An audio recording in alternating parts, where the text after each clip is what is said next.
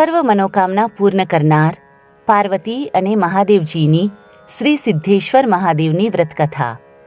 આ કથા વાંચનાર તથા સાંભળનાર સૌની મનોકામના પૂર્ણ થઈ છે એવું ભગવાન બ્રહ્માજીનું વરદાન છે.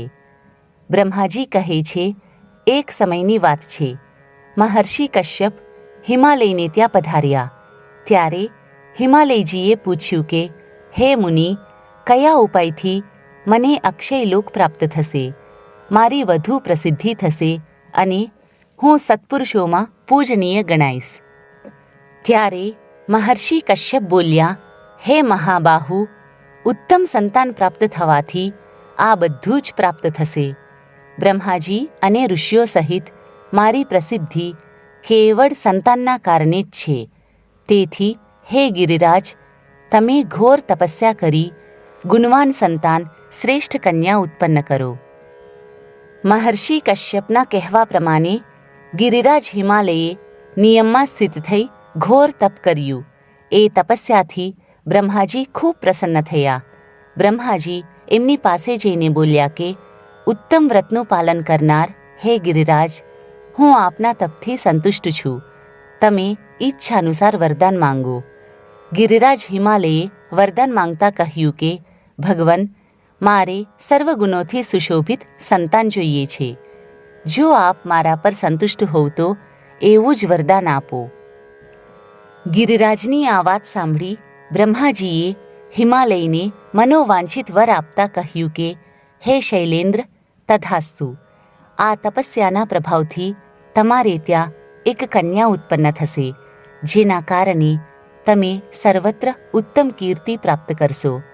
તમારે ત્યાં કોટી કોટી તીર્થોનો વાસ થશે. તમે સદડા દેવતાઓથી પૂજાશો તથા આપના પુણ્યથી દેવતાઓ પણ પાવન બનશે. આ વરદાનના ફળ સ્વરૂપે ગિરિરાજ હિમાલયને ત્યાં એમની પત્ની મીનાના ગર્ભથી અપર્ણા નામની એક કન્યાનો જન્મ થયો. અપર્ણા નાનપણથી જ ભક્તિભાવવાળી હતી, એટલે ઘણો સમય સુધી કાંઈ પણ ખાધા સિવાય નિરાહાર રહી. તે સમયે માતૃપ્રેમથી દુઃખી થયેલ એની માતા મીનાએ કહ્યું કે, બેટી ઉમા, આવું ના કર. માતાએ આમ કહેવાના કારણે પાર્વતી દેવી ઉમા નામથી સંસારમાં પ્રસિદ્ધ થયા. પાર્વતીના તપથી ત્રણેય લોક કંપિત થઈ ઉઠ્યા. બ્રહ્માજી પ્રગટ થયા અને કહ્યું કે, હે દેવી, આપ શા માટે આ કઠિન તપસ્યા કરી સમસ્ત લોકને સંતાપ આપો છો?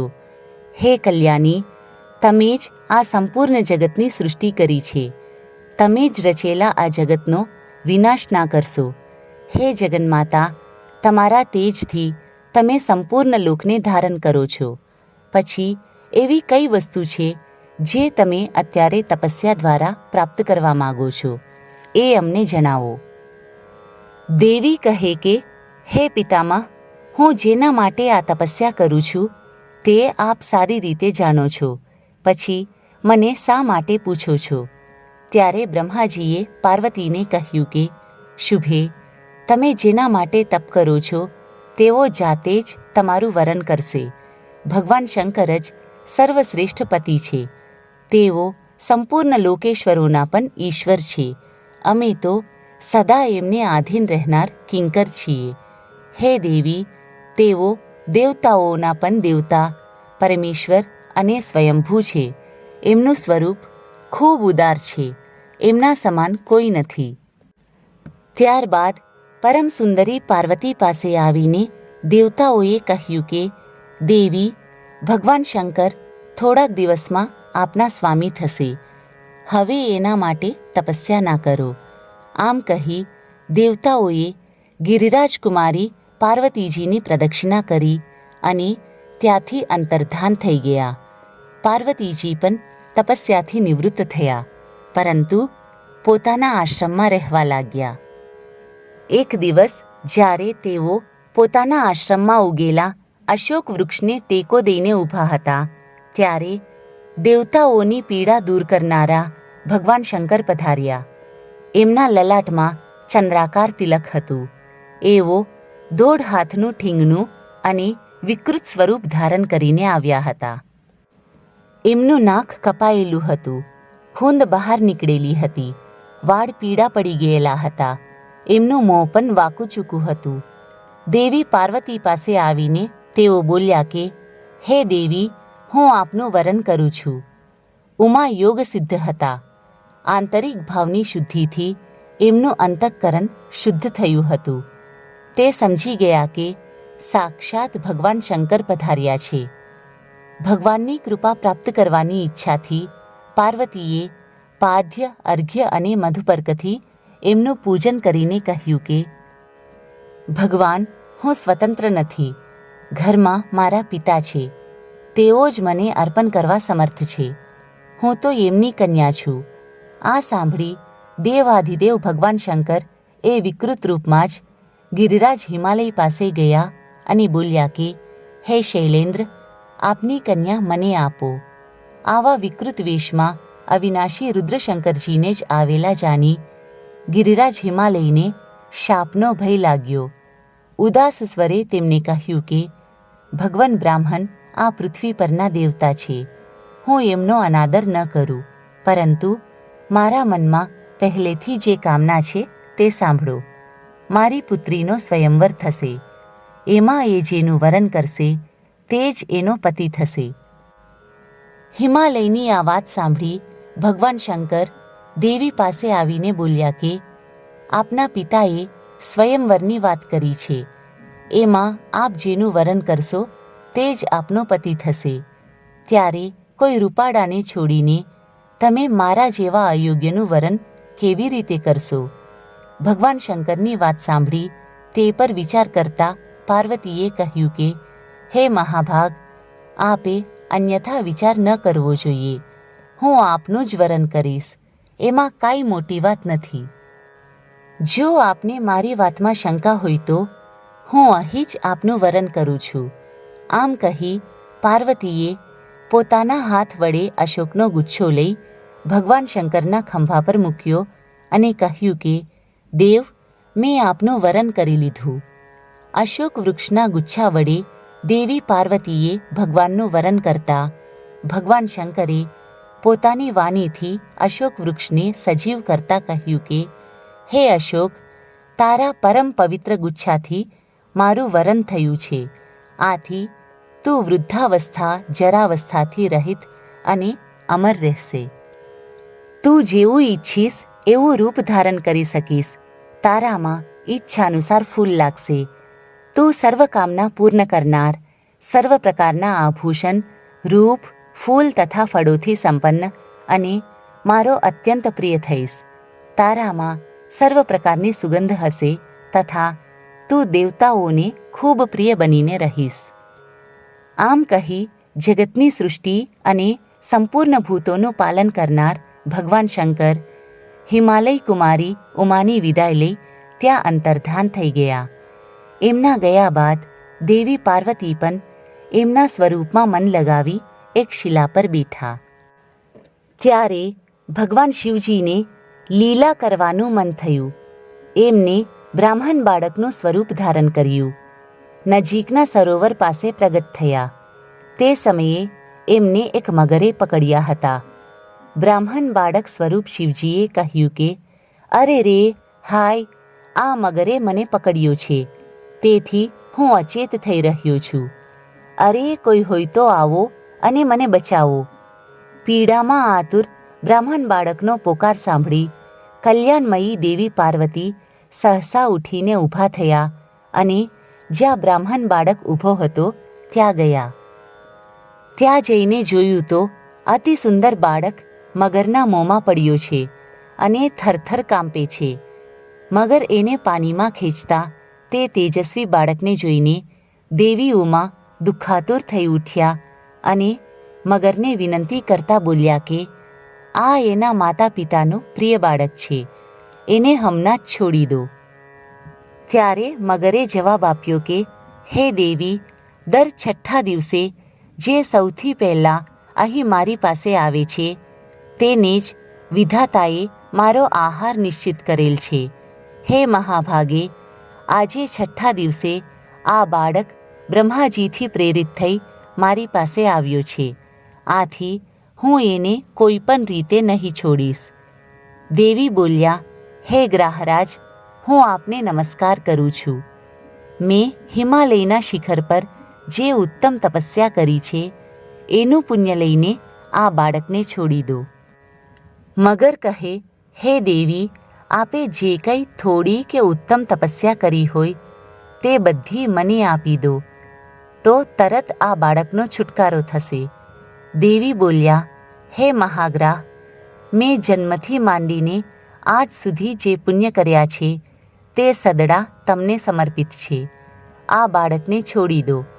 દેવીએ આટલું કહેતા જ એમની તપસ્યાથી વિભૂષિત થયેલ એ મગર મધ્યાહ્નના સૂર્યની જેમ તેજથી પ્રજ્વલિત થઈ ઉઠ્યો. એ સમયે એની તરફ નજર નાખવાનું પણ મુશ્કેલ હતું. મગરે સંતુષ્ટ થઈ વિશ્વને ધારણ કરનારા દેવીને કહ્યું, મહાવ્રતે, તમે આ શું કર્યું? બરાબર વિચાર તો કરો. તપસ્યાનું ઉપાર્જન ઘણા કષ્ટથી થાય છે, એટલે એનો પરિત્યાગ સારો નથી માનવામાં આવતો. તમે તમારી તપસ્યા લઈ લો અને સાથોસાથ આ બાળકને પણ હું છોડી દઉં છું. દેવીએ કહ્યું, હે ગ્રાહ, મારે મારો દેહ આપીને પણ યત્નપૂર્વક બ્રાહ્મણ બાળકની રક્ષા કરવી જોઈએ. તપસ્યા તો હું ફરી પણ કરી શકું છું, પણ આ બ્રાહ્મણ ફરી ના મળે. મહાગ્રાહ, મેં બરાબર વિચારપૂર્વક તપસ્યા દ્વારા આ બાળકને છોડાવ્યો છે. તપસ્યા બ્રાહ્મણોથી શ્રેષ્ઠ નથી. હું બ્રાહ્મણોને જ શ્રેષ્ઠ માનું છું. ગ્રાહરાજ, હું એકવાર તપસ્યા આપી ફરી પાછી નહીં લઉં. કોઈ મનુષ્ય પણ પોતાની આપેલી વસ્તુ પરત નથી લેતો. આથી આ તપસ્યા તારામાં જ સુશોભિત થાવ. આ બાળકને છોડી દો. પાર્વતીજીએ એમ કહેતા સૂર્ય સમાન પ્રકાશિત થતા એ મગરે એમની પ્રશંસા કરી બાળકને છોડી દીધો. દેવીને નમસ્કાર કરી અંતર્ધાન થઈ ગયો. પોતાની તપસ્યા જતી રહી છે એમ સમજી પાર્વતીજીએ પુનઃ નિયમપૂર્વક તપનો આરંભ કર્યો. એમને ફરી તપસ્યા માટે ઉત્સુક થયેલા જાણી સાક્ષાત ભગવાન શંકર પ્રગટ થયા અને બોલ્યા કે, દેવી, હવે તપસ્યા ન કરશો. તમે તમારું તપ મને જ સમર્પિત કર્યું છે. આથી એ 1000 ગણું થઈ તમારા માટે અક્ષય થશે. આ પ્રમાણે તપસ્યા અક્ષય થવાનું ઉત્તમ વરદાન મેળવી ઉમાદેવી ખૂબ પ્રસન્ન થયા અને તેઓ સ્વયંવરની રાહ જોવા લાગ્યા. બ્રહ્માજી આગળ વાત કરતા કહે છે કે ત્યાર પછી યોગ્ય સમયે હિમાલયના વિશાળ પૃષ્ઠભાગ પર પાર્વતીનો સ્વયંવર ગોઠવવામાં આવ્યો. ગિરિરાજ હિમવાન કોઈ પણ વિષયને વિચારવામાં ખૂબ નિપુણ હતા. એમના દીકરીએ દેવાધિદેવ મહાદેવજી સાથે જે મંત્રણા કરી હતી એની તેમને ખબર પડી ગઈ હતી. આથી એમને વિચાર્યું કે જો મારી કન્યા ત્રણેય લોકમાં વસનારા દેવતા, દાનવ તથા સિદ્ધોની હાજરીમાં મહાદેવજીનું વરણ કરે તો તે કર્મ પુણ્યશાળી ગણાશે. એમાં મારો અભ્યુદય સમાયેલો છે. આમ વિચારી મનોમન ભગવાન મહેશ્વરનું સ્મરણ કરી રત્નમંડિત પ્રદેશમાં સ્વયંવરનું આયોજન કર્યું. ગિરિરાજ કુમારીના સ્વયંવરની ઘોષણા કરતાં જ સંપૂર્ણ લોકમાં નિવાસ કરનારા દેવતા વગેરે સુંદર વેશભૂષા ધારણ કરી ત્યાં આવવા લાગ્યા. હિમાલયની સૂચના આમંત્રણ મળતા હું પણ દેવતાઓ સહિત ત્યાં ઉપસ્થિત થયો. મારી સાથે સિદ્ધો અને યોગી પણ હતા. ઇન્દ્ર, વિવસ્વાન, ભગ, કૃતાંત એટલે કે યમરાજ, વાયુદેવ, અગ્નિ, કુબેર, ચંદ્રમા, બંને અશ્વિની કુમાર તેમજ અન્ય દેવતાઓ, ગંધર્વ, યક્ષ, નાગ અને કિન્નર પણ મનોહર વેશ ધારણ કરી ત્યાં આવ્યા હતા. શચીપતિ ઇન્દ્ર એ સહુમાં ખૂબ આકર્ષક લાગતા હતા. તેઓ અતિવ બળ, ઐશ્વર્ય અને ગૌરવથી હર્ષમગ્ન થઈ સ્વયંવરની શોભામાં અભિવૃદ્ધિ કરતા હતા. જે ત્રણેય લોકની ઉત્પત્તિના કારણરૂપ જગતને જન્મ આપનારી દેવો અને અસુરોની જનેતા છે, જે પરમ બુદ્ધિમાન આદિપુરુષ ભગવાન શિવજીના પત્ની ગણાય છે. પુરાણોમાં પરાપ્રકૃતિ તરીકે જેમનું વર્ણન થયું છે તેવા ભગવતી સતી દક્ષ પર કોપાયમાન થઈને દેવતાઓનું કાર્ય સિદ્ધ કરવા માટે હિમાલયના ઘરમાં અવતીર્ણ થયા હતા. સ્વયંવર સમયે તેઓ જે વિમાનમાં બેઠા હતા તેમાં સુવર્ણ અને રત્ન જડેલા હતા. બંને બાજુ ચામર ઢોળાતા હતા. સર્વ ઋતુઓમાં ખીલનારા સુગંધિત પુષ્પોની માળા હાથમાં લઈ સ્વયંવરમાં જવા માટે નીકળ્યા. ઇન્દ્રાદિ દેવતાઓથી સ્વયંવર મંડપ ભરેલો હતો. ભગવતી ઉમા માળા હાથમાં લઈ દેવ સમાજની મધ્યમાં ઊભા હતા. એ સમયે દેવીની પરીક્ષા લેવા માટે ભગવાન શંકર 5 શિખાવાળા બાળકનું રૂપ ધારણ કરી એકદમ દેવીના ખોળામાં આવીને સૂઈ ગયા. દેવીએ પંચશિખાવાળા એ બાળકને જોયું અને અંતર્જ્ઞાનથી એના સ્વરૂપને જાણી લઈ ખૂબ પ્રેમપૂર્વક એને ખોળામાં લીધું. પાર્વતીનો સંકલ્પ શુદ્ધ હતો. એમને પોતાના મનોવાંછિત પતિ પરમેશ્વર મળી ગયા હતા. આથી ભગવાન શંકરને હૃદયમાં ધારણ કરી સ્વયંવરમાંથી નીકળી ગયા. દેવીના ખોળામાં સૂતેલા એ બાળકને જોઈ દેવતાઓ આપસમાં વાતચીત કરવા લાગ્યા કે આ કોણ છે, પણ કંઈ સમજ ન પડવાથી અત્યંત મોહવશ થઈ ખૂબ કોલાહલ કરવા લાગ્યા. વૃત્રાસુરને હણનારા ઇન્દ્રે એક હાથ ઊંચો ઉઠાવી એ બાળક પર વજ્રનો પ્રહાર કરવાની ચેષ્ટા કરી, પણ શિશુરૂપધારી દેવાધિદેવ શંકરે એને સ્તંભિત કરી દીધો. ઇન્દ્ર ના તો વજ્રનો પ્રહાર કરી શક્યા કે ના તો જરાય હાલી ચાલી શક્યા.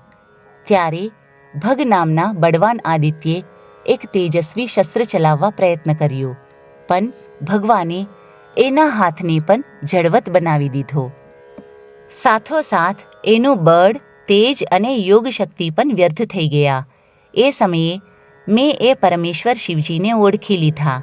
ઉઠીને એમના ચરણોમાં આદરપૂર્વક મસ્તક નમાવ્યું. ત્યારબાદ પ્રભુની સ્તુતિ કરતા મેં કહ્યું કે ભગવાન, આપ અજન્મા અને અજર દેવતા છો. આપ જ જગતના સ્રષ્ટા, સર્વવ્યાપક, પરાવર સ્વરૂપ, પ્રકૃતિ પુરુષ તથા ધ્યાન ધરવા યોગ્ય અવિનાશી છો. અમૃત, પરમાત્મા, ઈશ્વર, મહાન કારણ, મારા પણ ઉત્પાદક, પ્રકૃતિના સ્રષ્ટા, સહુના રચયિતા અને પ્રકૃતિથી પર છો. આ દેવી પાર્વતી પણ પ્રકૃતિ રૂપા છે, જે સદાય આપના સૃષ્ટિ કાર્યમાં સહાયક થાય છે. આ પ્રકૃતિ દેવી પત્ની રૂપમાં પ્રગટ થઈ જગતના કારણભૂત આપ પરમેશ્વરને પ્રાપ્ત થઈ છે. હે મહાદેવ, દેવી પાર્વતી સહિત આપને નમસ્કાર કરું છું. હે દેવેશ્વર, આપની જ કૃપા અને આદેશથી મેં દેવતા આદિ પ્રજાઓની સૃષ્ટિ કરી છે. આ દેવગણ આપની યોગ માયાથી મોહિત થઈ રહ્યા છે. આપ એમના પર કૃપા કરો જેથી તેઓ પહેલાં જેવા થઈ જાય. ત્યારબાદ મેં સહુ દેવતાઓને કહ્યું કે અરે, તમે બધા કેટલા મૂઢ છો, આમને નથી ઓળખતા. આ તો સાક્ષાત ભગવાન શંકર છે. હવે શીઘ્ર એમના શરણમાં આવો. ત્યારે એ સહુ જડવત બનેલા દેવતાઓ શુદ્ધ ચિત્તે મનોમન મહાદેવજીને પ્રણામ કરવા લાગ્યા. આથી દેવાધિદેવ મહાદેવજીએ પ્રસન્ન થઈ એમનું શરીર પહેલાં જેવું કરી દીધું. ત્યારબાદ દેવેશ્વર શિવજીએ પરમ અદ્ભુત ત્રિનેત્રધારી સ્વરૂપ ધારણ કર્યું. એ વખતે એમના તેજથી અંજાયેલા સહુ દેવતાઓએ પોતાની આંખો બંધ કરી લીધી. આથી શિવજીએ દેવતાઓને દિવ્ય દૃષ્ટિ પ્રદાન કરી, જેથી તેઓ શિવજીના સ્વરૂપના દર્શન કરી શકે. દિવ્ય દૃષ્ટિ દ્વારા દેવતાઓએ પરમેશ્વર ભગવાન શિવના દર્શન કર્યા. એ વખતે દેવી પાર્વતીએ અત્યંત પ્રસન્ન થઈ સમસ્ત દેવતાઓના જોતા પોતાના હાથની માળા ભગવાનના ચરણોમાં ચઢાવી દીધી. એ જોઈ સદડા દેવતા હર્ષ આનંદના ઉદ્ગાર કરવા લાગ્યા. પછી એમને પૃથ્વી પર મસ્તક ટેકવી દેવી સહિત મહાદેવજીને પ્રણામ કર્યા. હવે દેવતાઓ સહિત મેં હિમવાનને કહ્યું કે શૈલરાજ, તમે સહુ માટે સ્પૃહનીય, પૂજનીય, વંદનીય તથા મહાન છો, કારણ કે સાક્ષાત મહાદેવજી સાથે તમારો સંબંધ થઈ રહ્યો છે. આ તમારા માટે મહાન અભ્યુદયની વાત છે. હવે વધુ વિલંબ કર્યા સિવાય કન્યાનો વિવાહ કરો. મારી વાત સાંભળી હિમવાને નમસ્કારપૂર્વક મને કહ્યું કે, હે દેવ, મારા સર્વ પ્રકારના અભ્યુદયમાં આપ જ કારણરૂપ છો. હે પિતામહ, જ્યારે જે વિધિથી વિવાહ કરવાનું ઉચિત હોય તે આપ જ કરાવો. ત્યારે મેં ભગવાન શિવજીને કહ્યું, દેવ, હવે આપ ઉમાજી સાથે લગ્ન કરો. એમને જવાબ આપ્યો કે, જેવી આપની ઈચ્છા. એટલે અમે સહુએ મહાદેવજીના લગ્ન માટે તરત એક મંડપ તૈયાર કર્યો, જે વિવિધ પ્રકારના રત્નોથી સુશોભિત હતો. ઘણી જાતના રત્ન, ચિત્ર વિચિત્ર મણિ, સુવર્ણ, મોતી વગેરે દ્રવ્ય જાતે જ મૂર્તિમાન થઈ એ મંડપને સજાવવા લાગ્યા. મરકતમણીની ફરસ શોભાયમાન હતી. સોનાના સ્તંભથી એની શોભા ખૂબ વધી ગઈ હતી. સ્ફટિક મણીની બનેલી દિવાલ ચમકતી હતી. એના દરવાજા પર મોતીઓની ઝાલર લટકતી હતી. ચંદ્રકાંતમણી અને સૂર્યકાંતમણી સૂર્ય અને ચંદ્રના પ્રકાશથી પીગળી રહ્યા હતા. વાયુ મનોહર સુગંધ લઈ ભગવાન શિવ પ્રતિની પોતાની ભક્તિનો પરિચય આપતા મંદ ગતિથી વહેવા લાગ્યો. એનો સ્પર્શ સહુને સુખદાતા હતો. ચારે સમુદ્ર, ઇન્દ્રાદિ શ્રેષ્ઠ દેવતા, દેવનદીઓ, મહાનદીઓ, સિદ્ધ, મુનિ, ગાંધર્વ, અપ્સરાઓ, નાગ, યક્ષ, રાક્ષસ, જળચર, ખેચર, કિન્નર તથા ચારણગણ પણ એ વિવાહ ઉત્સવમાં સંમિલિત થયા હતા. તુંબુરા, નારદ, હાહા અને હુહુ વગેરે સામગાન કરનારા ગંધર્વ મનોહર વાજિંત્ર લઈ એ વિશાળ મંડપમાં આવ્યા હતા. ઋષિઓ કથા કહેતા, તપસ્વી વેદ ભણતા અને મનોમન પ્રસન્ન થઈ પવિત્ર વૈવાહિક મંત્રોના જપ કરતા હતા. સંપૂર્ણ જગન્માતાઓ તથા દેવકન્યાઓ હર્ષમગ્ન થઈ મંગળગાન કરતી હતી. છયે ઋતુઓ ભગવાન શંકરના વિવાહ થઈ રહ્યા છે જાણીને જાત જાતની સુગંધ અને સુખનો વિસ્તાર કરતી હાજર હતી. આ પ્રમાણે જ્યારે સંપૂર્ણ પૃથ્વી આદિ મહાભૂત ત્યાં એકત્રિત થયા હતા તે સમયે જાત જાતના વાજિંત્ર વાગવા લાગ્યા. ત્યારે હું દેવી પાર્વતીને યોગ્ય વસ્ત્રાભૂષણોથી વિભૂષિત કરાવી જાતે મંડપમાં લઈ આવ્યો. હવે મેં ભગવાન શંકરને કહ્યું કે, દેવ, હું આપનો આચાર્ય થાઉં છું અને અગ્નિમાં હવન કરીશ. જો આપ મને આજ્ઞા આપો તો વિધિપૂર્વક આ કાર્યનું અનુષ્ઠાન આરંભ થાય. ત્યારે દેવાધિદેવ શંકરે મને આમ કહ્યું, હે બ્રહ્મા, જે કાંઈ પણ શાસ્ત્રોક્ત વિધાન હોય એ આપની ઈચ્છાનુસાર કરો. હું આપની પ્રત્યેક આજ્ઞાનું પાલન કરીશ. આ સાંભળી મારા મનમાં ખૂબ પ્રસન્નતા થઈ અને મેં તરત જ દર્ભ હાથમાં લઈ મહાદેવજી તથા પાર્વતી દેવીના હાથોને યોગબંધનથી યુક્ત કર્યા. એ સમયે ત્યાં અગ્નિદેવ જાતે જ હાથ જોડી ઉપસ્થિત થયા. વેદશ્રુતિના ગીત અને મહામંત્ર પણ મૂર્તિમાન થઈ આવી ગયા. મેં શાસ્ત્રીય વિધિથી અમૃત સ્વરૂપ ઘીનો હોમ કર્યો. ત્યારબાદ એ દિવ્ય દંપતી દ્વારા અગ્નિની પ્રદક્ષિણા કરાવી. ત્યારબાદ એમના હાથને યોગબંધનથી મુક્ત કર્યા. આ પ્રમાણે ક્રમશઃ લગ્નની વિધિ પૂર્ણ કરવામાં આવી. આ કાર્યમાં સંપૂર્ણ દેવતાઓ, મારા માનસપુત્રો તથા સિદ્ધોનો પણ સહયોગ હતો. લગ્ન સમાપ્ત થયા એટલે મેં ભગવાન શંકરને પ્રણામ કર્યા. યોગ શક્તિથી જ પાર્વતી અને પરમેશ્વરના ઉત્તમ વિવાહ સંપન્ન થયા. આ કથા ભગવાન બ્રહ્માજીએ સ્વમુખે ઋષિઓને કહેલી છે. આ વ્રત કરનાર, કથા વાંચનાર, સાંભળનાર સૌની મનોકામનાઓ તરત પૂર્ણ થશે એવું બ્રહ્માજીનું વરદાન છે. બોલો શ્રી સિદ્ધેશ્વર મહાદેવની જય.